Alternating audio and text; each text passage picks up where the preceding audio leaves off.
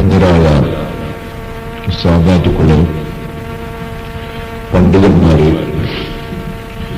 മാന്യ സഹോദരി സഹോദരന്മാരെ, സുഹൃത്തുക്കൾ,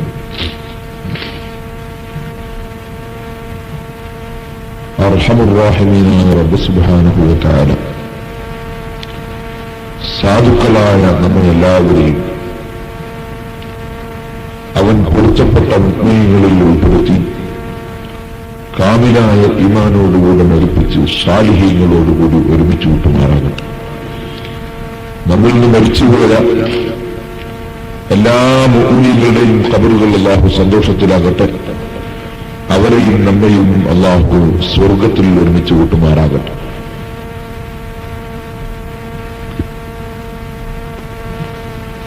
മരണം ജനിച്ചിട്ടുള്ളവർക്കെല്ലാം ഉള്ളതാണ്. ജനിച്ചവരെല്ലാം മരിക്കുന്നവരാണ്. മരിക്കാതിരിക്കാൻ ഒറ്റ മാർഗം മാത്രമേ ഉള്ളൂ, അത് ജനിക്കാതിരിക്കുക എന്നതാണ്. മരണത്തിൽ നിന്ന് വിട്ടുനിൽക്കാൻ ഒരൊറ്റ മാർഗം, അത് ജനിക്കാതിരിക്കുക. ജനിച്ചവരെല്ലാം മരിക്കുന്നവരാണ്. ആ മരണം മുന്നിലുണ്ട് എന്ന ബോധത്തോടുകൂടി മരണത്തിന് ഒരുങ്ങി ജീവിക്കുന്നവർ ആരോ അവരാണ് യഥാർത്ഥത്തിൽ ബുദ്ധിയുള്ളവർ. മരണത്തെ സംബന്ധിച്ച് യാതൊരു ചിന്തയും ഇല്ലാതെ ഈ ജീവിതം കൊണ്ട് തീർന്നു, ഈ ജീവിതത്തോടുകൂടി അവസാനിച്ചു എന്ന നിലക്ക്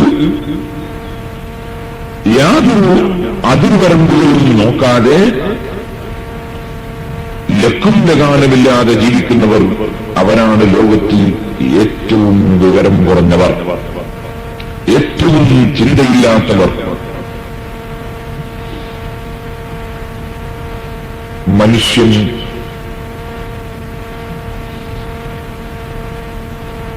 ആദം നബി അലൈഹിസ്സലാത്തു വസ്സലാം മുതൽ ഇന്നേ വരെ കഴിഞ്ഞുപോയ തലമുറ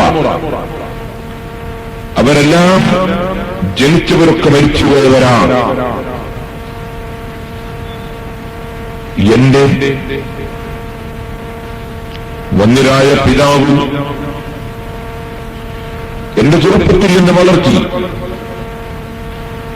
എനിക്ക് അക്ഷരങ്ങൾ പഠിപ്പിച്ചതും എനിക്ക് ആവശ്യമായതൊക്കെ ചെയ്തു എന്ന പിതാവ്, ആ പിതാവ് കിടന്നിറങ്ങിയ കട്ടിൽ എന്റെ വീട്ടിൽ ഇപ്പോഴുമുണ്ട്. പക്ഷേ ആ കട്ടിലിന്റെ മേലെ പിതാവില്ല. എന്റെ ബാപ്പ ഉപയോഗിച്ച് കിടക്ക പുതപ്പിൽ അതൊക്കെ ബാക്കിയുണ്ട്. എന്റെ പിതാവ് എന്റെ വീട്ടിൽ ബാക്കിയില്ല. എനിക്ക് കിതാബുകളിൽ എഴുതി പറഞ്ഞു തന്ന എന്റെ ഉസ്താദ്, അവരിൽ ചിലർ ഇപ്പോൾ ഭൂമിലോകത്തില്ല. ഞാൻ ദർസോടുന്നതിന് ശേഷം ഞാൻ കിതാബ് പറഞ്ഞു കൊടുത്ത ചില കുട്ടികൾ, അവർ ഇപ്പോൾ ചിലർ ജീവിച്ചിരിപ്പില്ല.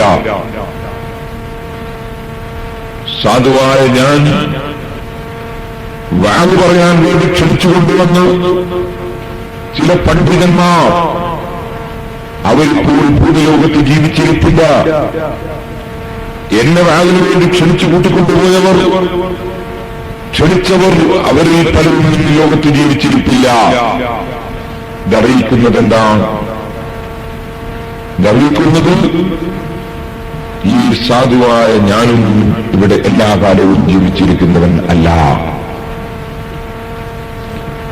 എല്ലാവരും മരിച്ചു പോകുന്നവർ തന്നെ. മരണത്തിനു ശേഷം ജീവിതമുണ്ടെന്ന് ഉറച്ചു വിശ്വസിക്കുന്നവരാണ് മുസ്ലിങ്ങളായ നാം. അത് ബുദ്ധിയുടെ താല്പര്യവുമാണ്. ഇപ്പോൾ ഞാൻ അതിലേക്ക് വിശദമായി കടക്കുന്നില്ല. ഇതൊരു ടൗൺ അല്ല, ഇതൊരു ഉൾപ്രദേശമാണ്. ഇവിടെ യുക്തിവാദികളും നിരീശ്വരവാദികളും മതവിരോധികളൊന്നും ഉണ്ടാകാൻ സാധ്യതയില്ല. തന്നെ അത്തരം രംഗങ്ങളിലേക്ക് കടക്കേണ്ട ആവശ്യവുമില്ല. ഉറച്ചു വിശ്വസിക്കുമ്പോൾ നാം മരിച്ചതിന് ശേഷം ജീവിതമുണ്ട്. ആർക്കാണതിൽ സംശയം? ഈ ഭൂമിലോകത്തും മറ്റുള്ള ജീവിതാലങ്ങളിൽ നിന്നൊക്കെ വ്യത്യസ്തമായി വിശേഷബുദ്ധി നൽകപ്പെട്ട മനുഷ്യൻ, ആ വിശേഷബുദ്ധി നൽകപ്പെട്ട മനുഷ്യൻ അവനറിയാം എല്ലാ ജീവിതാലങ്ങളും അവന് വേണ്ടി സൃഷ്ടിക്കപ്പെട്ടതാണ്. മനുഷ്യന്റെ ഉപകാരത്തിനു വേണ്ടിയാണ് ഇവിടെ എല്ലാ ജീവികളിലും മനുഷ്യന് ഉപകരിക്കാൻ വേണ്ടിയാണ് സൃഷ്ടിക്കപ്പെട്ടത്. പശുവിനെ വളർത്തുന്ന ധാരാളം മനുഷ്യരുണ്ട്, മനുഷ്യരെ വളർത്തുന്ന ഒരൊറ്റ പശുവുമില്ല. സിംഹത്തെ വളർത്തുന്ന മനുഷ്യരുണ്ട്, മനുഷ്യനെ വളർത്തുന്ന സിംഹമില്ല. ആനയെ പോറ്റുന്ന മനുഷ്യരുണ്ട്, മനുഷ്യരെ പോറ്റുന്ന ആനയില്ല. പാമ്പിനെ പോറ്റുന്നവരുണ്ട്, മനുഷ്യരെ പോറ്റുന്ന പാമ്പില്ല. ഇവിടെ എല്ലാ ജീവജാലങ്ങളും മനുഷ്യന്റെ കീഴിലാണ്. എല്ലാ ജീവജാലങ്ങളുടെയും ഉപകാരങ്ങൾ മനുഷ്യൻ അനുഭവിച്ചുകൊണ്ടിരിക്കുകയാണ്. എന്തേ കാരണം?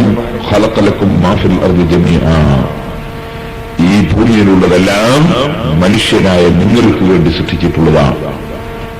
അതുകൊണ്ട് തന്നെ സഖറ ലക്കും മാ ഫിൽ അർദ്, ഭൂമിയിലുള്ളതൊക്കെ നിങ്ങൾക്ക് പാകപ്പെടുത്തി അധീനപ്പെടുത്തി തന്നിരിക്കുകയാണ്. നിങ്ങൾ ഇതൊക്കെ ഉപയോഗിച്ച് ഈ ഭൂമിലോകത്ത് ജീവിച്ചോളൂ. മനുഷ്യൻ നിന്നെ സാധാരണ മറ്റു ജീവികളെ പോലെയല്ല സൃഷ്ടിച്ചിട്ടുള്ളൂ. നിനക്ക് വിശേഷ ബുദ്ധി തന്നിട്ടുണ്ട്. വലഖദ് കർറംനാ ബനീ ആദം, മനുഷ്യനെ നാം ആദരിച്ചിട്ടുണ്ട്, ബഹുമാനിച്ചിട്ടുണ്ട്. ആ മനുഷ്യന് ചിന്താശക്തി നൽകിയിട്ടുണ്ട്. കേൾവിയും കാഴ്ചയും ഒക്കെ നൽകിയ മനുഷ്യന് ചിന്തിക്കാനുള്ള കഴിവ് നൽകിയിട്ടുണ്ട്. അതിനാൽ മറ്റ് ജീവജാലങ്ങളിൽ നിന്ന് വ്യത്യസ്തമായി ചിന്തിക്കാൻ മനുഷ്യൻ ബാധ്യസ്ഥനാണ്. മറ്റുള്ള ജീവികൾക്കൊക്കെ പഞ്ചേന്ദ്രിയങ്ങൾ കൊണ്ടുള്ള അറിവ് എല്ലാ ജീവികൾക്കും കൊടുത്തിട്ടുണ്ട്. അതായത് 5 ഉപാധികളാണ് അറിവിന് ഉള്ളത്. കണ്ടറിയുക, കണ്ട് അറിയുക. അവിടെ ഒരു മരം കണ്ണുകൊണ്ട് കണ്ടാൽ അവിടെ മരമുണ്ട് എന്നറിയാൻ കഴിയും. ഒരു കുഴി റോട്ടിന്റെ മേൽ കണ്ടാൽ വാഹനം പോകുമ്പോൾ അത് കുഴിയിൽ ചാടാതെ കൊണ്ടുപോകാൻ കഴിയും കാഴ്ചയുള്ളവന്. അതുകൊണ്ട് കണ്ടറിയുക. അത് മനുഷ്യന് മാത്രം അല്ല, ഇവിടെ എല്ലാ ജീവിതാളുകൾക്കും കണ്ടറിവുണ്ട്. അതുകൊണ്ടാണ് ഓടിക്കളിക്കുന്ന നായയും കുറുക്കളും മറ്റൊന്നും ഒരിക്കലും മതിലിൽ പോയി മുട്ടുന്നില്ല, അല്ലെങ്കിൽ കുഴിയിൽ പോയി ചാടുന്നില്ല. കണ്ടാൽ അത് ഇറങ്ങിപ്പോടും, അത് വേറെ വിഷയം. മനുഷ്യനും പോലും കണ്ടറിവ് എല്ലാ ജീവികൾക്കുമുണ്ട്, കേട്ടറിവ് എല്ലാ ജീവികൾക്കുമുണ്ട്. ഇല്ലേ? തെങ്ങിന്റെ മേലെ നിന്ന് തേങ്ങ വീണാൽ കേട്ടിട്ട് നമുക്കറിയാൻ കഴിയും തേങ്ങ വീണു. കേട്ടറിവ് എല്ലാ ജീവികൾക്കുണ്ട്. ഒരു കുറുക്കൻ ഒഴി പിടിക്കാൻ വേണ്ടി വന്നാൽ നമ്മൾ ചില ആളുകൾക്ക് പുറത്തിറങ്ങാൻ രാത്രി പേടിയായിരിക്കും. അപ്പൊ ഉള്ളിൽ ശബ്ദമെടുത്താൽ തന്നെ കുറുക്കൻ ഓടിക്കോളും, കാരണം കേട്ടറിവുണ്ട്. മനുഷ്യൻ വിവരമറിഞ്ഞില്ലേ എന്ന് ശബ്ദം കൊണ്ട് കേട്ടറിവുള്ളതിനാൽ കുറുക്കൻ ഓടും, ശബ്ദിക്കാൻ പറ്റില്ല. കേട്ടറിവ്. മറ്റൊരറിവാണ് മണത്തറിവ്, മറ്റൊരറിവാണ് രുചിച്ചറിവ്, വേറൊരറിവാണ് തൊട്ടറിവ്. തൊട്ടറിവ് എന്നൊരറിവുണ്ട് മനുഷ്യന്, അതെല്ലാ ജീവികൾക്കുണ്ട്. ഇല്ലേ? തൊട്ടാല് തൊട്ടിട്ടറിയ. കണ്ണിന് കാഴ്ചയില്ലാത്ത ആൾക്ക് 500 നോട്ട് കൊടുത്തു നോക്കുന്നുണ്ട്. അത് 10 രൂപ ആരും കൊടുക്കുന്നില്ല. തൊട്ടറിവാണ്, തൊട്ടിട്ട് മനസ്സിലാക്കുക. തൊട്ടറിവ്. തൊട്ടറിവുണ്ട് എന്നുള്ളത് ഒരാൾക്ക് മനസ്സിലാകുന്നില്ലെങ്കിൽ കുറച്ച് തൂവ എന്ന് പറയുന്നൊരു സാധനമുണ്ട്.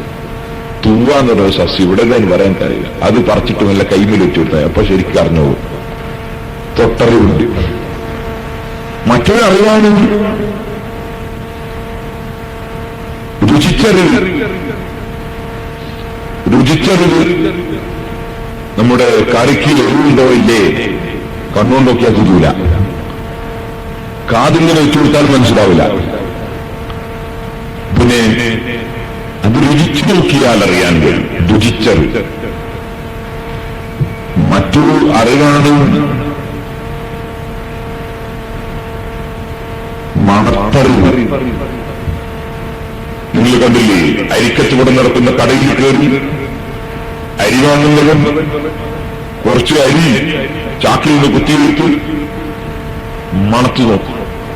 ഈ അരി കൊണ്ട് ചോറ് വെച്ചാൽ എത്ര രുചി ഉണ്ടാകുമെന്ന് അരി മണത്തു നോക്കിയാൽ അറിയാൻ കഴിയും. ആ നിരക്ക് മണത്തറിവ്. ഈ അറിവുകളെല്ലാം എല്ലാ ജീവജാലങ്ങൾക്കും ഉണ്ട്, മനുഷ്യന് മാത്രം അല്ല. എന്നാൽ ഈ അറിവുകളുടെ പുറമെ ചിന്തിച്ചു മനസ്സിലാക്കാനുള്ള ഒരു അറിവ്, ചിന്തിച്ചുകൊണ്ട് കാര്യമറിയുക, അത് മനുഷ്യന് മാത്രമുള്ളതാണ്. നിങ്ങൾ നോക്കൂ, സമയം നീണ്ടതുകൊണ്ടും ഞാൻ വളരെ അവസരമായതുകൊണ്ടും നീട്ടി സംസാരിക്കുന്നില്ല. ഒറ്റ ഉദാഹരണം പറയും. നമ്മുടെ നാട്ടിലൊക്കെ ഉള്ള ഒരു ജീവിയാണ് നായ. മണത്തറിവുള്ള ഒരു ജീവിയാണ് നായ. തൊട്ടാൽ ഒരു പ്രാവശ്യം കഴുകണം. നനവോടുകൂടി, രണ്ടിലൊരു ഭാഗത്ത് നനവുള്ളതോടുകൂടി തൊട്ടാൽ 7 പ്രാവശ്യം കഴുകണം. ഒന്ന് മണ്ണ് കലക്കിയ വെള്ളം കൊണ്ടാകണം ആ നായ. പക്ഷേ നായക്ക് വലിയ മണത്തറിവ്.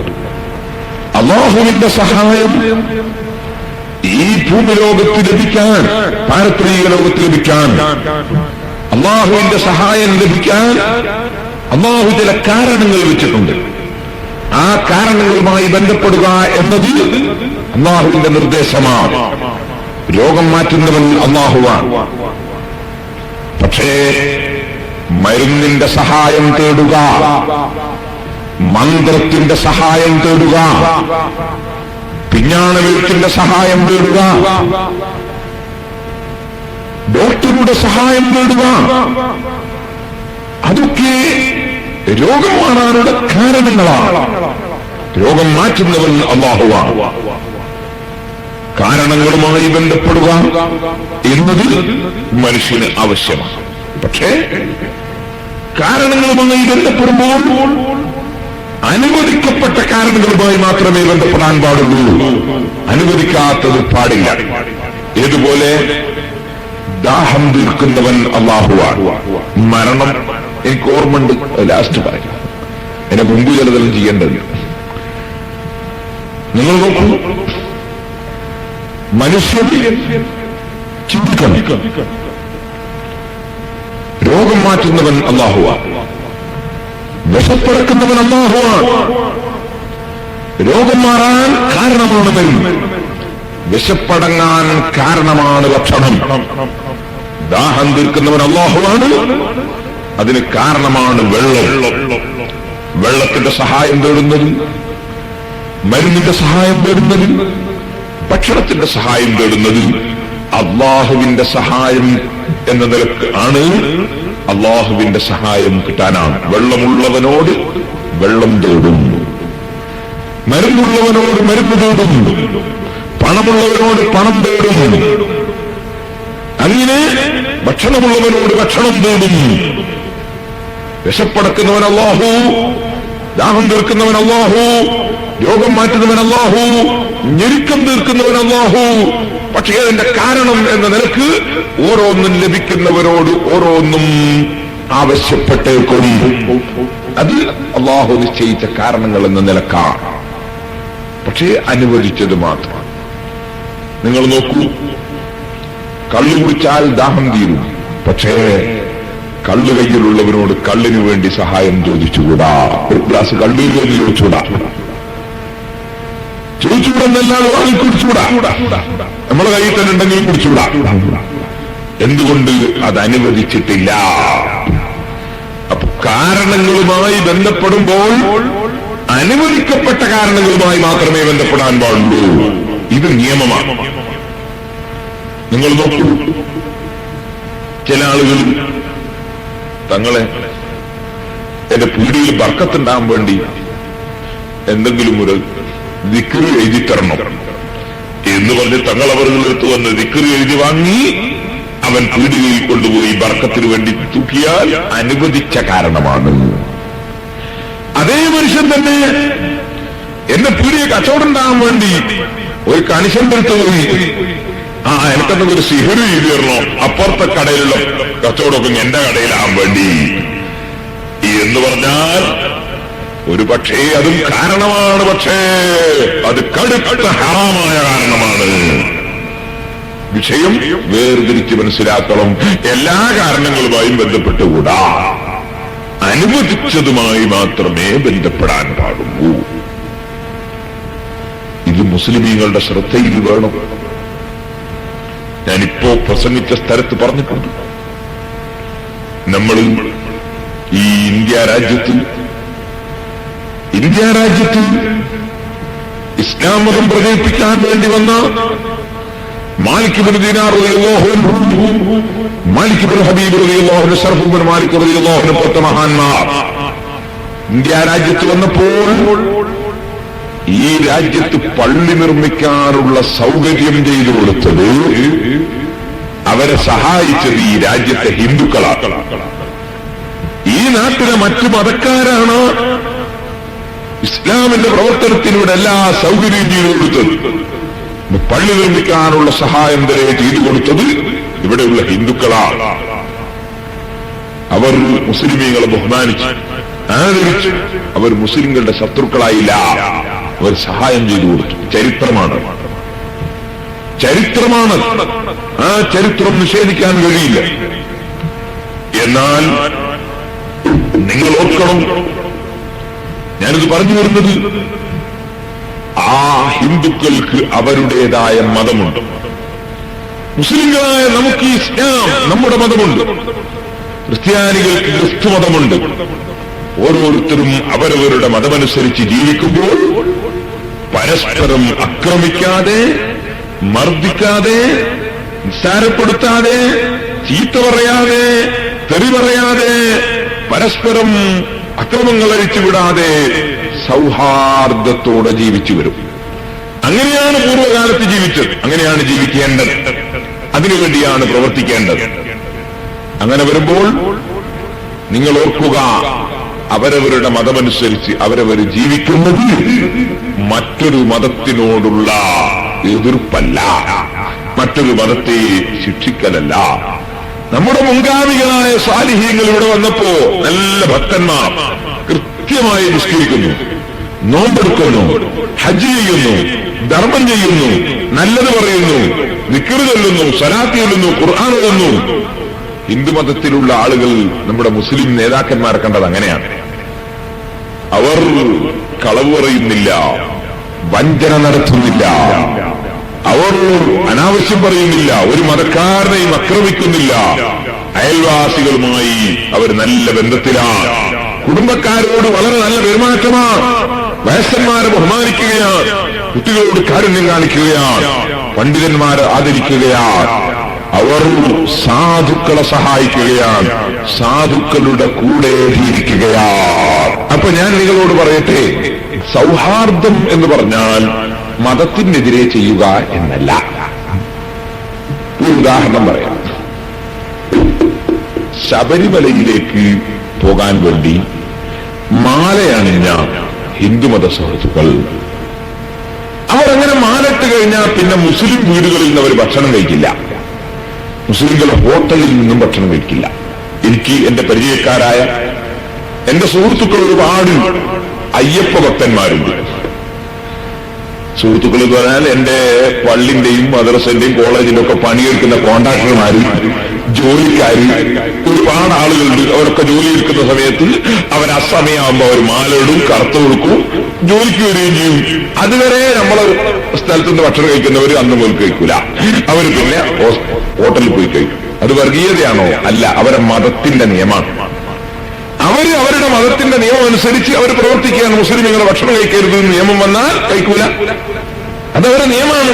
അവരുടെ സൗഹാർദ്ദത്തിന് വേണ്ടി ഞങ്ങളെ മതം വലിച്ചെറിയട്ടെ എന്ന് അവർ ചിന്തിക്കുന്നില്ല. ചിന്തിക്കുകയും ചെയ്യരുതല്ലോ അവരുടെ മതത്തിൽ വിശ്വസിക്കുന്ന കാലത്തോളം.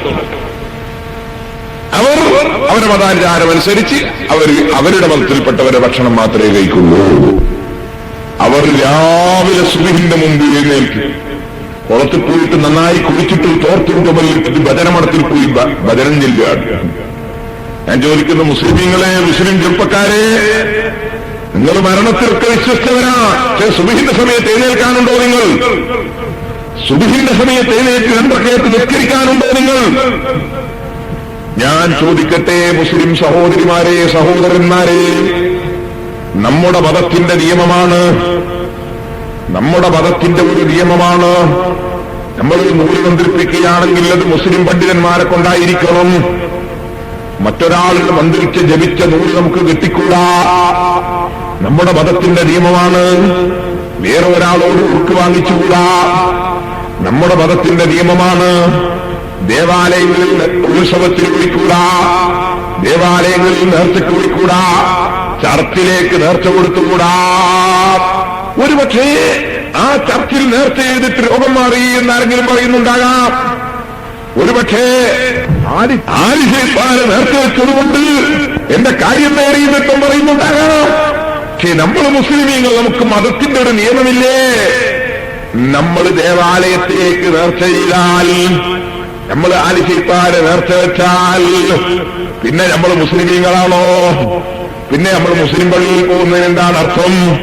മുസ്ലിയാരോട് വേർക്കാൻ പറഞ്ഞതിന് എന്താണ് അർത്ഥം? ഫാത്തി പോകുന്നതിന് എന്താണ് അർത്ഥം? കൊല്ലൻ യുസീബന ഇല്ലാമാ കതബല്ലാഹു ലനാ ഹുവ മൗലാനാ വഅലല്ലാഹി ഫല്യതവക്കലിൽ മുഅ്മിനൂൻ.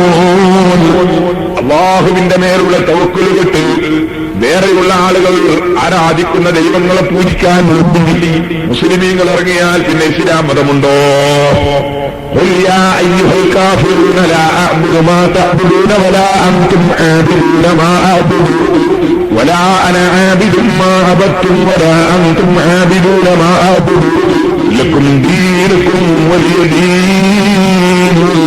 പറയൂ നബിയേ, ഖുൽ യാ അയ്യുഹൽ കാഫിറൂൻ, ഓ മുസ്ലിമീങ്ങളുടെ വിശ്വാസം വിശ്വസിക്കാത്ത ജനങ്ങളെ,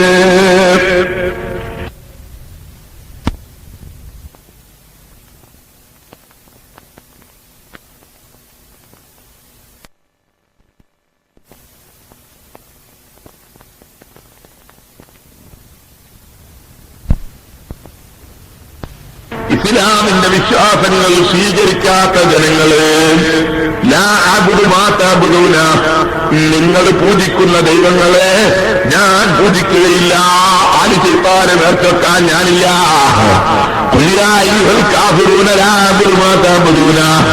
ഞാനൊരു ദേവാലയത്തിലും ഒരു അമ്പലത്തിലും ഒരു ചർച്ചിലും പൂജയ്ക്ക് ഞാനില്ല.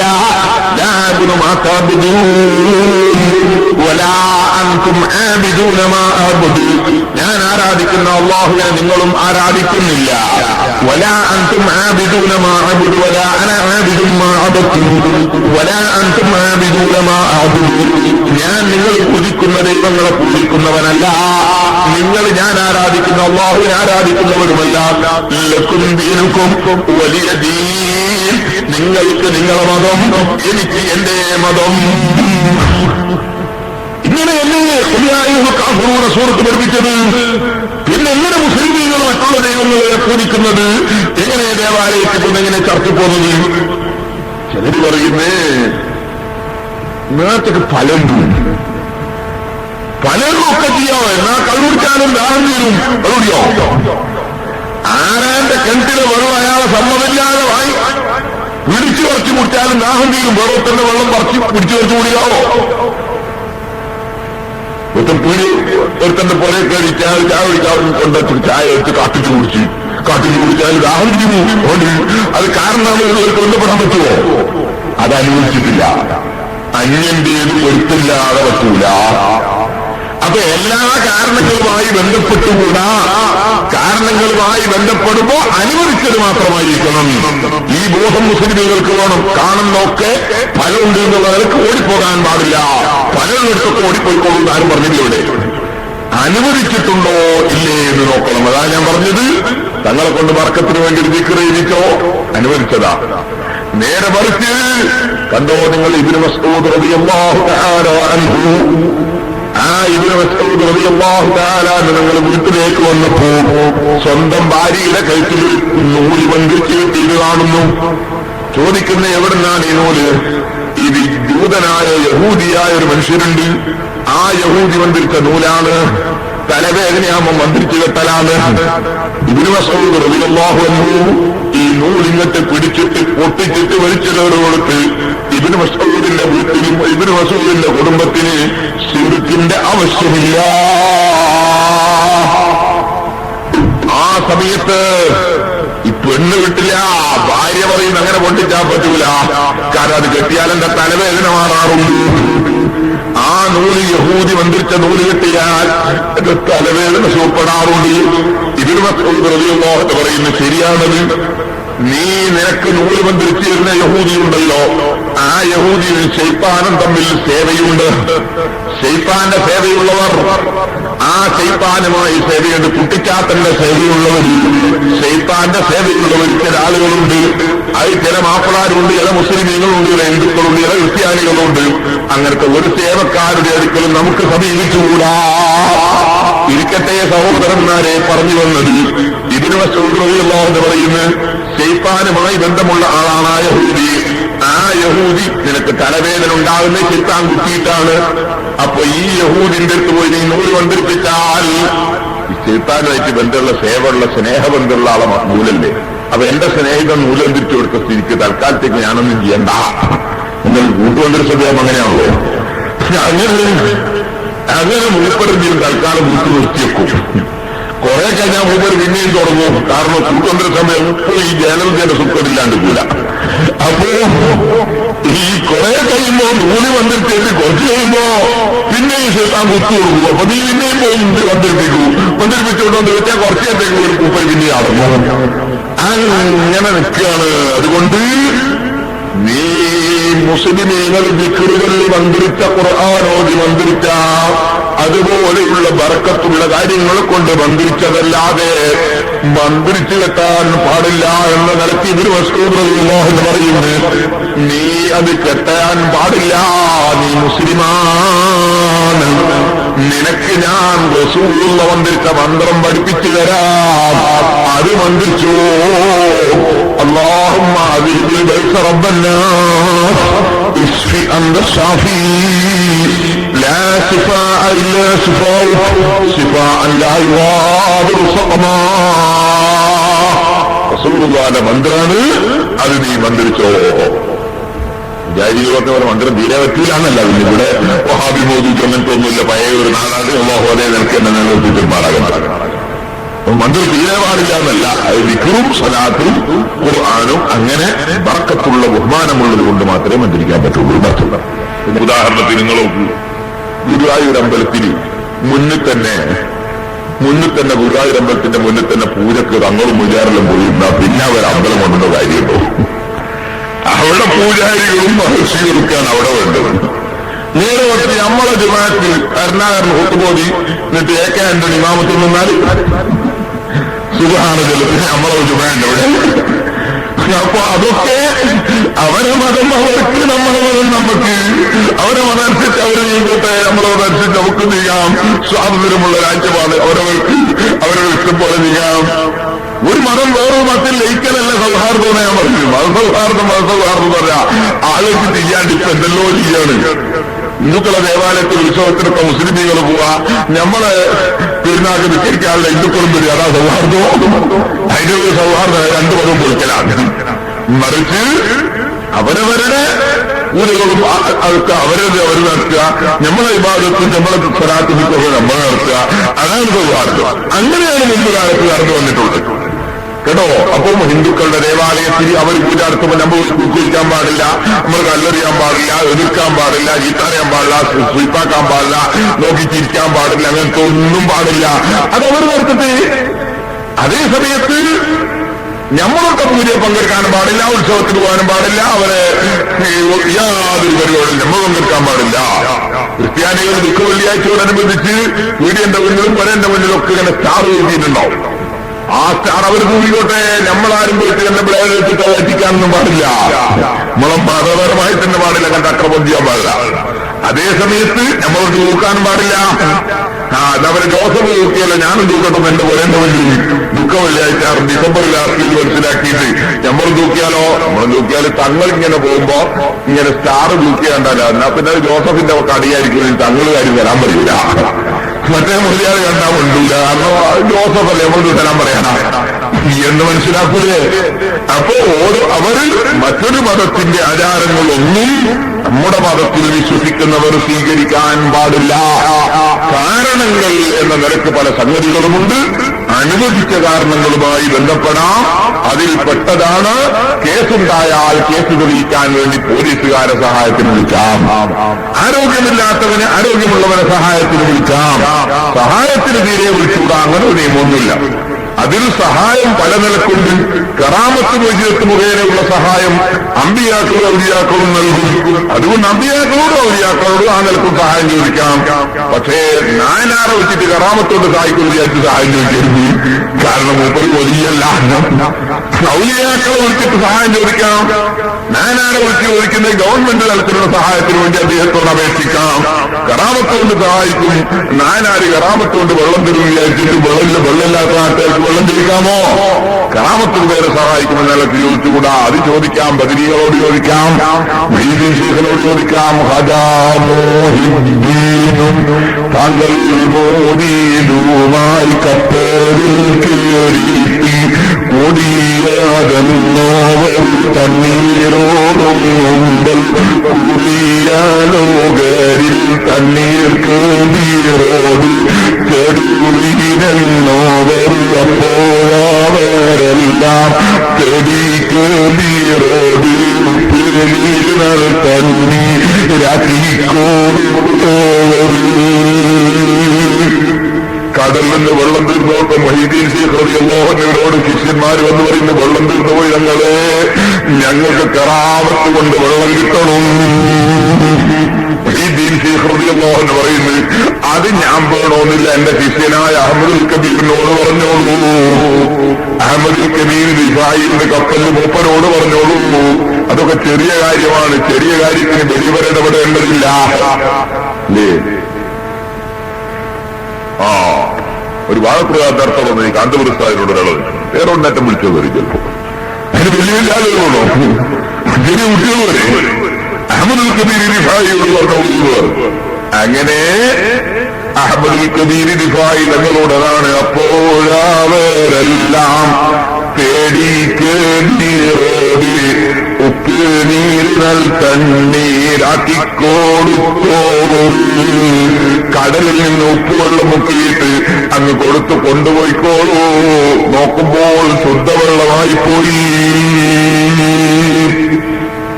അഷ്റഫുൽ ഖൽഖ് സ്വല്ലല്ലാഹു അലൈഹി വസല്ലം മുഅ്ജിസത്ത് കൊണ്ട് വെള്ളം തരുമെന്ന പ്രതീക്ഷയിൽ ബഹുമാനപ്പെട്ട സഹാബത്ത് പോയിട്ട് റസൂലുള്ളാഹിനോട് വേവലാതി ബോധിപ്പിച്ച് ഇമാം ബുഖാരി കൊണ്ടിരുന്ന് ദാഹത്തിന്റെ കാഠിന്യം കൊണ്ട് റസൂലുള്ളാഹിന്റെ സഹാബത്ത് റസൂലുള്ളാഹിനോട് വെള്ളത്തിന് അപേക്ഷിച്ചപ്പോൾ അല്ലാഹുവിന്റെ റസൂലതാ കൈയിന്റെ വിരലിലൂടെ മുഅ്ജിസത്ത് കൊണ്ട് വെള്ളം കൊടുത്ത സന്ദർഭമുണ്ട്. ഒരു ചെറിയ പാത്രത്തിലുള്ള വെള്ളം ആയിരക്കണക്കിന് ആളുകൾക്ക് ഒഴിച്ചു കൊടുത്തിട്ട് എല്ലാവരും കുടിക്കുകയും ഒട്ടകത്തിനെ കുടിപ്പിക്കുകയും കുളിക്കുകയും ഒക്കെ ചെയ്തതിന് ശേഷം ഒഴിച്ചു കൊടുക്കുന്ന പാത്രത്തിലെ വെള്ളം ഒരു തുള്ളി പോലും കുറയാതെ അത് വാങ്ങിയ പെണ്ണിന് തിരിച്ചു കൊടുത്തിട്ട് പറഞ്ഞു, നിന്റെ വെള്ളം ഒഴിച്ച് ഞങ്ങൾ എടുത്തിട്ടില്ല. അങ്ങനെ മുഅ്ജിസത്തോട് റസൂലുള്ള വെള്ളം കൊടുത്തിട്ടുണ്ട്. അങ്ങനെ മുഅ്ജിസത്ത് മുഖേന സഹായിക്കുമെന്ന നിലക്ക് അമ്പിയാക്കളോട് ഔലിയാക്കളോടൊക്കെ ചോദിക്കും. പോലീസുകാരോട് സഹായം ചോദിച്ച് മൊഴിജത്തോടും കറാമത്തോടും തെളിവെടുപ്പിട്ട് കേസ് നടത്തിയിട്ട് കേസ് തെളിയിക്കാനല്ല, മറ്റേ കേസിന് തെളിവെടുപ്പ് നടത്തിയിട്ട് കേസ് തെളിയിക്കാനാണ്. മൂസാ നബി ഇസ്ലാമിന്റെ കാലത്ത് ഒരു ചങ്ങാതീന ഒരാളാ രണ്ടാളൂടി കൊന്നാളില്ല. കൊന്നത് എളാപ്പാന്റെ മക്കളാ. കൊന്നതിനാ മരിച്ചാൽ ഇയാൾക്ക് ഒരുപാട് സ്വത്തുണ്ട്, സ്വന്തം മക്കളില്ല, അപ്പൊ നമ്മക്ക് കിട്ടും വിചാരിച്ചു കൊന്നതാ. കൊന്നിട്ട് കൊന്ന രണ്ടാളുകൾ കൂടി പുറത്തിറങ്ങിയിട്ട് ഭയങ്കര പ്രക്ഷോഭ പരിപാടി. ഉടനെ അറസ്റ്റ് ചെയ്യണം, ഉടനെ കണ്ടുപിടിക്കണം, ഉടനെ കൊലയാളിയെ കണ്ടുപിടിക്കണം. ആരാ പ്രക്ഷോഭം ഉണ്ടാക്കുന്നത്? പ്രക്ഷോഭം ഉണ്ടാക്കുന്നത് കൊന്ന അങ്ങായികൾ തന്നെയാണ്. അപ്പൊ ഒരു പ്രശ്നം മൂർത്തിച്ചപ്പോ മൂസാ നബിയോട് പോയിട്ട് പറഞ്ഞു, അവര് പരിഹാരം വേണം, മൊഴിയത്ത് മുഖേന പരിഹാരം വേണം. മൂസാ നബി പറഞ്ഞു, ഇന്നല്ലാഹി യഅ്മുറുക്കും അൻ തദ്ബഹു ബഖറ, അള്ള പറയുന്നത് നിങ്ങളോടൊരു പശുവിനറക്കാനാണ്. ഒരാളെ കൊന്നുപോയി എന്ന് പറയുമ്പോ അതിന് പരിഹാരം പറയാ പശുവിനർത്തുള്ളൂ. അമ്പിയാക്കൾ ഔലിയാക്കൾ ചിലപ്പോ പറയുമ്പോ നമുക്ക് പരിഹാരം തിരിയില്ല, പശുവിനെ കാണുന്നില്ല എന്നൊക്കെ വയറിളക്കണം എന്നൊക്കെ മറുപടി. ഒരാളെ കൊന്നുപോയി എന്ന് പറഞ്ഞപ്പോ പറയുന്നത് പരിഹാരത്തിന് പശുവിനർത്തുള്ളൂ. ഇന്നല്ലാഹി യഅ്മുറുക്കും അൻ തദ്ബഹു ബഖറ. അമ്പിയാക്കളും ആനിമീങ്ങളും വിവരമുള്ളവരൊന്നും പരിഹസിക്കൂല.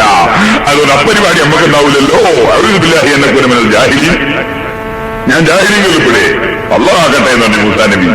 കാരണം പരിഹസിക്കുക, മറ്റുള്ളവരെ പരിഹസിക്കുക, അത് ജാഹിലീങ്ങളുടെ പരിപാടിയാണ്. ആനിമീങ്ങൾക്ക് അത് ഉണ്ടാവില്ല. ഇരിക്കട്ടെ, ചുരുക്കി പറഞ്ഞാൽ മൂസാ നബിയുടെ നിർദ്ദേശപ്രകാരം ഒരു പശുവിനർത്ഥം വലിയ നീണ്ട സംഭവമാണ്, ഖുർആനിലുണ്ട്. പശുവിനർത്ഥം അള്ള പറഞ്ഞു, വൈദ് ഖതൽതും നഫ്സൻ ഫദാറതും ഫീഹാ വല്ലാഹു മുഖ്രിജും മാ കുന്തും തക്തുബൂൻ. നിങ്ങളൊരാളെ കൊന്നിട്ട് അങ്ങോട്ടും ഇങ്ങോട്ടും പറയാം, അവനാ കൊന്ന് ഇവനാ കൊന്ന് അങ്ങോട്ടും ഇങ്ങോട്ടും പറയാം, ആരോപണം. അള്ളാഹിന്റെ സത്യാവസ്ഥ വിളിച്ചിട്ടുണ്ടിരുന്നു, വല്ലാഹു മുഖ്രിജും മാ കുന്തും തക്തുബൂൻ. നമ്മളെന്ന് പറഞ്ഞു പശുവിനർത്ഥമോ കൊല്ലമരിമുഹുവാമിഹ, ആ പശുവിന്റെ ഒരു കഷ്ണം എടുത്തിട്ട് മയ്യത്തിനൊരു തല്ലു കൊടുക്കില്ല. പശുവിന്റെ കഷ്ണം മുറിച്ചിട്ട് മയ്യത്തിനൊരടി, മയ്യത്തിന് കൊടുത്തൊരടി പശുവിന്റെ കഷ്ണം എടുത്തിട്ട് അതാ പശുവിന്റെ കഷ്ണം കൊണ്ട് അടിയിട്ടപ്പോ മയ്യത്ത് എഴുന്നേറ്റുന്നു. മയ്യത്ത് ഹയാത്തായി എഴുന്നേറ്റുന്നു. എഴുന്നേറ്റിട്ട് എന്ത് ചെയ്തു? സദസ്സും ഇങ്ങനെ ചൂണ്ടിക്കാണിച്ചിട്ടില്ല, എന്റെ എളാപ്പാന്റെ മക്കൾ ഇവര് രണ്ടാളും എന്നെ കൊന്നെന്ന് പറഞ്ഞു. ഇവരെല്ലാം കുഴപ്പമുണ്ടാക്കിയോണ്ട് കൊന്നാളെ കണ്ടുപിടിക്കണം പറഞ്ഞു. അങ്ങനെ ഇവർ രണ്ടാളോട് ഇങ്ങനെ ചൂണ്ടിക്കണ്ട് കാണിച്ചു കൊടുത്ത് ഇവർ രണ്ടാളോട് കൊന്നത്. അതാ അപ്പൊ ഇവിടെ കേസ് തെളിയിച്ച മോചിതത്തിലൂടെയാണ്. പശുവിന്റെ കഷ്ണമെടുത്ത് അടിച്ചാൽ മയ്യത്ത് എഴുന്നേറ്റ് നിൽക്കില്ല, അത് മൂസാ നബിയുടെ മോചിതത്താണ്. ആ മോചിതത്ത് മുഖേനയാണ് കേസ് തെളിയിച്ചത്. അത് മൂസാ നബിക്ക് കഴിയും. പോലീസുകാർക്കുണ്ടോ മോചിതത്ത് മുഖേന തെളിയിക്കാൻ കഴിയും, കറാമത്ത് മുഖേന തെളിയിക്കാൻ കഴിയുന്നില്ല. അതുകൊണ്ട് തന്നെ കറാമത്ത് മോചിതത്ത് മുഖേന സഹായിക്കണമെന്ന നിലക്കല്ല പോലീസുകാരോട് സഹായം ചോദിച്ചത്. പോലീസുകാരോട് തെളിവെടുപ്പ് നടത്തിയിട്ട് കേസ് തെളിയിക്കാനാണ്. കേസ് തെളിയിക്കാൻ വന്നപ്പോ പോലീസുകാരെ കൊണ്ട് കേസ് തെളിയിക്കാൻ കഴിയുന്നില്ല എന്നായപ്പോ പോലീസുകാർ വേറൊരാളെ സഹായത്തിന് വിളിച്ചു. അതാരെ? ബഹുമാനപ്പെട്ട പോലീസ് നായയെ. പോലീസുകാർക്ക് കേസ് വിളിക്കാൻ കഴിയായിട്ട് നായനെ വിളിച്ചു. അങ്ങനെ പോലീസ് നായ വന്ന് പ്രശ്നം നടന്ന സ്ഥലമൊക്കെ സന്ദർശിച്ചതിന് ശേഷം നായർ ഒറ്റ ഓട്ടം തൊട്ടടുത്തൊരു കുളത്തിന്റെ അടുത്ത് പോയി. ആ കുളത്തിന്റെ അടുത്ത് ഇങ്ങനെ കറങ്ങി വെള്ളത്തിനടുത്ത് പോയിട്ട് നായ അവിടെ നിന്നപ്പോ ഒരു പോലീസ് ഉദ്യോഗസ്ഥൻ വലിയൊരു ഉദ്യോഗസ്ഥൻ വിളിച്ചിട്ട് പറഞ്ഞു, കുളത്തിൽ ഇറങ്ങി നോക്കണം പറഞ്ഞു. അങ്ങനെ കുളത്തിൽ ഒരാള് ഇറങ്ങി നോക്കി. ഞാൻ ചുരുക്കി പറയാന്ന്, ഇറങ്ങി നോക്കി. അപ്പൊ അതിൽ നിന്ന് കുറെ മാരകായുധങ്ങളൊക്കെ കിട്ടി. ആ ആയുധങ്ങൾ വെച്ചുകൊണ്ട് തെളിവെടുപ്പ് നടത്തിയപ്പോൾ കൊലക്കേസ് തെളിഞ്ഞു. ഒരു ഉദാഹരണം പറഞ്ഞതാണ്. ഈ കേസ് തെളിയിച്ചത് ആരാ? നമ്മളെ നായിന്റെ മൂക്ക, നായയുടെ മണത്തറിവാണ്. നായ മണത്തറിഞ്ഞു, അതിലൂടെ വലിയ കേസ് തെളിഞ്ഞു. പക്ഷേ ഈ നായക്ക് വിശേഷ ബുദ്ധിയില്ല. മനുഷ്യൻ അങ്ങനെയല്ലാണ് ഞാൻ പറഞ്ഞു തുടങ്ങിയത്. നായക്ക് അറിവുണ്ട്, മണത്തറിവുണ്ട്, വിശേഷ ബുദ്ധിയില്ല. അതുകൊണ്ട് ചിന്തിച്ചുകൊണ്ടുള്ള അറിവില്ല. ആ നായ ഇത്ര വലിയ കേസ് തെളിയിച്ച നായ ബുദ്ധിയില്ലാത്തത് കൊണ്ട് തന്നെ ആ നായക്ക് വയസ്സ് കുറെ ആയെങ്കിലും ഇന്ന് വരെ ഈ നായ ഔറത്ത് പറിച്ചിട്ടില്ല. വയസ്സെത്രയായി, മൂപ്പർക്ക് മക്കളെത്രയായി, എന്നിട്ട് ഔറത്ത് പറിച്ചിട്ടില്ല. എന്താ കാരണം? ഇതിന് വിശേഷ ബുദ്ധിയില്ല. ആ നായ, സഹോദരന്മാരെ, വിശേഷ ബുദ്ധിയില്ലാത്ത ഈ നായ നിങ്ങൾ നോക്കൂ. ആ നായ സന്താനോൽപാദനം നടത്തുന്നു, മക്കളുണ്ടാക്കുന്ന സന്താനോൽപാദനം നടത്തുന്ന ഗണകളുമായി ബന്ധപ്പെടുന്നു. ഏറ്റവും ഉൾപ്പില്ലാത്ത മനുഷ്യന്മാരാണ് സിനിമാ നടന്മാർ. തീരെ ഉൾപ്പില്ലാത്തവർ സിനിമാ നടന്മാർ. ആ സിനിമാ നടന്മാര് പോലും അതാ ഇണകളുമായി ബന്ധപ്പെട്ട് സന്താനോൽപാദനം നടത്തുമ്പോ അവരും അത് രഹസ്യമായിട്ടാണ് ചെയ്യാറുള്ളത്. എന്നാൽ നായ അതിന് വിശേഷ ബുദ്ധി ഇല്ലാത്തതുകൊണ്ട് അതിന്റെ ഇണകളുമായി ബന്ധപ്പെട്ട് അത് സന്താനോൽപാദനം നടത്തുമ്പോ അതൊരു വാർഷികാഘോഷമായിട്ടൊരു മാസം കൊണ്ടാടുകയാണ് ചെയ്യുന്നത്. അതൊന്ന് രഹസ്യമാക്കി വെക്കണമെന്ന ചിന്ത പോലും ഈ നായക്കുണ്ടായില്ല. കാരണം വിശേഷ ബുദ്ധിയില്ല. മണത്തറിവുണ്ട്, കണ്ടറിവുണ്ട്, കേട്ടറിവുണ്ട്, രുചിച്ചറിവുണ്ട്. പക്ഷേ ഈ നായക്ക് വിശേഷ ബുദ്ധി ഇല്ലാത്തത് കൊണ്ട് ഇന്നത് മറച്ചു വെക്കണമെന്ന ചിന്തയില്ല. ഇനി നിങ്ങൾ നോക്കാനായ നായക്കഥാ ഒരു തോട്ടത്തിൽ കാവലിക്കാണ്. കാവല് വെക്കുന്ന നായ ഒരു കള്ളം വന്നിട്ട് പാതിരക്കിങ്ങോട്ട് തോട്ടത്തിൽ കയറുമ്പോൾ കടിച്ചു പറിച്ചു. അതേ നായ പിറ്റേ ദിവസം റമദാൻ 27-ാം രാവാണ്. കുറെ ദിവസമായി പള്ളിയിലെ ഉസ്താദിനോടൊന്ന് കേറിയിട്ട് അവിടെ ദ്വാരനെ വന്ന് തോട്ടത്തിന്റെ മുതലാളി പറയുന്നു, മൂപ്പര് വലിയ ദ്വാക്കിജാബത്തുള്ള ആളാണ്. മൂപ്പര് റമദാൻ 27-ാം രാവ് ഈ തോട്ടത്തിൽ കയറിയിട്ട് തഹജ്ജുദ് നിസ്കരിച്ചിട്ടൊന്ന് ദ്വാരക്കണമെന്ന് മനസ്സിലാക്കി തോട്ടത്തിലേക്ക് തഹജ്ജുദ് നിസ്കരിച്ച് ദ്വാരക്കാൻ വേണ്ടി പള്ളിയിലെ ഉസ്താദ് കയറി വരുമ്പോ നമ്മളെ നായ ഉസ്താദിനെയും കടിച്ചു. എന്ത് നായ കിന്നാള് എന്ന് കണക്കില്ല, കിട്ടുന്നവരൊക്കെ കടിക്കലാണ്. ഈ വന്നതാരാണെന്നോ, ഇയാൾ എന്താണെന്നോ, ഇയാളെ മഹത്വം എന്താണെന്നോ മൂപ്പർക്ക് അങ്ങനത്തെ ഒന്നുമില്ല. മൂപ്പരെ വായി കുറച്ച് പല്ലുണ്ട്, കുറച്ച് നാവുകൊണ്ട് കയ്യും പോലെ നീട്ടുക, കടിക്കുക എന്നല്ലാതെ ആരെ കടിക്കണമെന്ന ചിന്തയില്ല, ആരെ ഉപദ്രവിക്കണമെന്ന ചിന്തയില്ല. മൂപ്പര് കള്ളനെയും കടിക്കുന്നുണ്ട്, വലിയ വലിയ ആലിമീങ്ങളെയും കടിക്കുന്നുണ്ട്, വലിയ തങ്ങന്മാരെയും കടിക്കുന്നുണ്ട്. കാരണം വിശേഷ ബുദ്ധിയില്ല. ഈ നായ മണത്തറിവോ പരിക്കുണ്ട്, കണ്ടറിവുണ്ട്, കേട്ടറിവുണ്ട്, പക്ഷേ വിശേഷ ബുദ്ധിയില്ല. അതുകൊണ്ട് തന്നെ നല്ല 1-ാം നമ്പർ കോഴിയെ സാലിഹായ ഒരു മനുഷ്യനെ അറുത്തിട്ട് ശുദ്ധമായ വെളിച്ചെണ്ണെ പൊരിച്ചിട്ട് ഈ നായക്ക് കൊണ്ടക്കൊട്ടാ വിസ്മി കൂട്ടാതെ നായതൊന്നും. അതേ നായ പാമ്പ് കടിച്ചിട്ട് ചത്തുപോയ ഒരു കോഴിയുടെ കഷ്ണം ഒരു സ്ഥലത്ത് നിന്ന് ആറുന്നതുണ്ടെങ്കിൽ മൂപ്പർ അതും തിന്നും. 2 സമയത്തും വിസ്മി അല്ലലില്ല, അൽഹംദുലില്ലാ പറയുന്നില്ല. കാരണം വിശേഷ ബുദ്ധിയില്ല. ഈ നായെപ്പോലെ മനുഷ്യനായിക്കൂടാ, ഈ നായെപ്പോലെ മനുഷ്യനായിക്കൂടാ. ഇതുപോലെ തന്നെ സ്വന്തം അമ്മയുടെ മുല കുടിച്ചതിന് ശേഷം പിന്നിലൂടെ വന്ന് അതേ അമ്മയുടെ പുറത്ത് തന്നെ ഓടിക്കയറുന്ന പശുക്കുട്ടിയില്ലേ, മൂരിക്കുട്ടനില്ലേ, അത്തരം മൂരിയായി മനുഷ്യനായിക്കൂടാ. സ്വന്തം അമ്മയുടെ കീഴിൽ വളർന്നുകൊണ്ടിരിക്കുന്ന സമയത്ത് സഹോദരന്മാരെ, വളർന്നുകൊണ്ടിരിക്കുന്ന കോഴിക്കുട്ടികൾ വളർന്നതിന് ശേഷം പരസ്പരം കൊത്തുന്നത് കാണാം. ഒരേ അമ്മന്റെ മക്കൾ കോഴിക്കുട്ടികൾ കുറച്ച് വലുതായാലും ഞാൻ ചെറിയടുത്ത് കോഴിനെ പോയിട്ടുണ്ട് ഒരുപാട് ഉമ്മാന്റെ കൂടെ. കോഴിക്കുട്ടികൾ കുറച്ച് വലുതായി ഏകദേശം SLCക്ക് വായിക്കുന്ന സമയം അമ്മനേക്ക് കൊത്താൻ തുടങ്ങും. ഈ കൊത്തുന്ന കോഴിക്കുട്ടികൾ കൊത്തുന്ന കണ്ട് ഞാൻ ചോദിച്ചെന്തിനാ കൊത്തുന്നത്? ഉമ്മ പറഞ്ഞ കൊത്തി പിരിയുകയാണെന്ന്. എന്ത് പിരിയാണ്? കച്ചവടം പിരിയാണെന്നോ? അല്ലാഹു അഅലം. അപ്പൊ ഞാൻ പറഞ്ഞു വന്നത് ഈ കോഴിക്കുട്ടിയെ പോലെ മനുഷ്യനായിക്കൂടാ, കുരങ്ങിനെ പോലെ കൊഞ്ഞനം കാട്ടുന്നവനായിക്കൂടാ.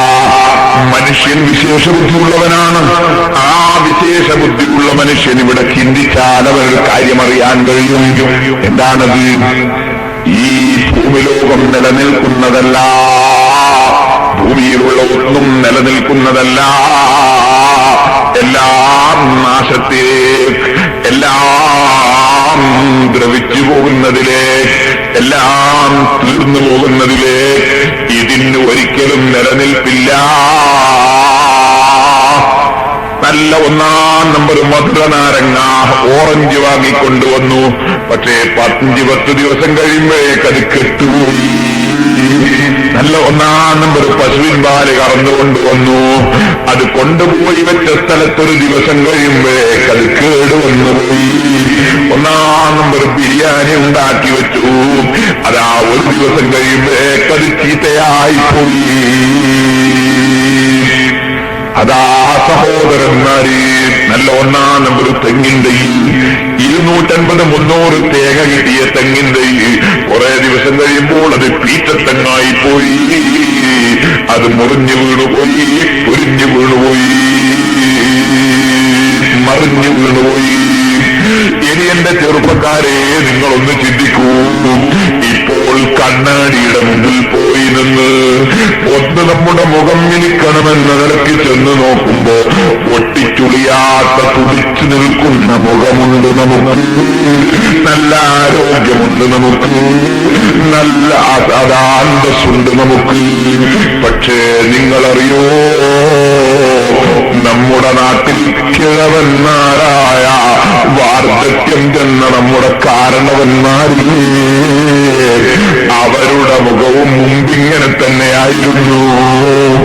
അവരുടെ മുഖവും മുമ്പിങ്ങനെ തന്നെയായിരുന്നു. മുഴുവനും കറുത്ത രോമമായിരുന്നു, തുടിച്ച മുഖമായിരുന്നു, കണ്ടാൽ നല്ല ചന്തമുണ്ടായിരുന്നു. പക്ഷേ ആ മുഖങ്ങൾ ഒട്ടിപ്പോയി, നിറഞ്ഞുന്ന പല്ലുകൾ കൊഴിഞ്ഞുപോയി, കണ്ണിന്റെ കാഴ്ച കുറഞ്ഞുപോയി.